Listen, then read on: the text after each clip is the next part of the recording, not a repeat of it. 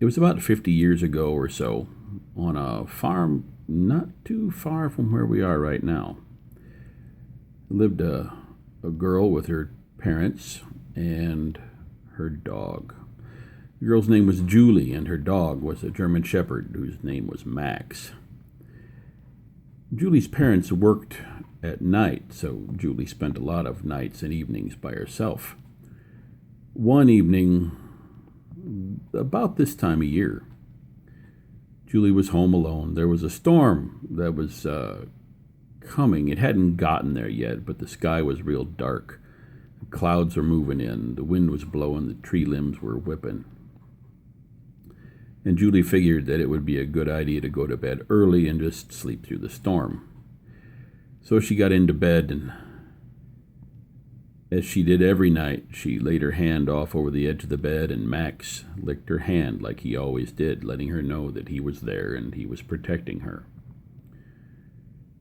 So she got into bed, Max licked her hand, and she went to sleep. An hour or so later, she was woken up by a sound. She could hear drip, drip, drip, drip. So she got up and went across the hall from her bedroom to the bathroom and saw that the tap in the sink was dripping, so she turned it off. Went back to bed. The wind was picking up a little bit. The storm was coming a little bit closer. It hadn't started raining yet, but it was very, very dark and the wind was blowing. She crawls back into bed, and just before she drifts off to sleep, she feels Max reach up with his nose and lick her hand, and she knew she was safe. About midnight, she's woken up by a sound again, and it's the same sound. Drip, drip, drip. So she gets up, goes down the hall, downstairs to the kitchen, looks in the sink. The sink is dry.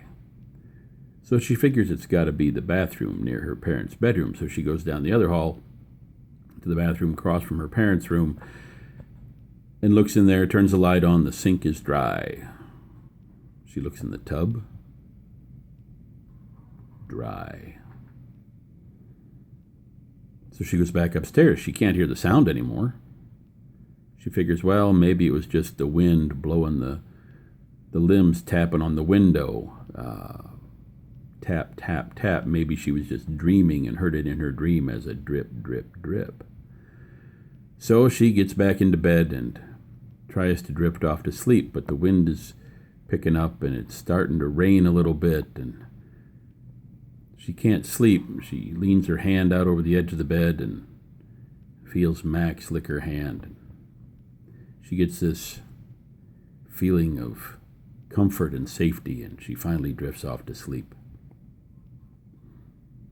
At about 3 o'clock in the morning, she wakes up again, hearing this noise. Drip, drip, drip, drip.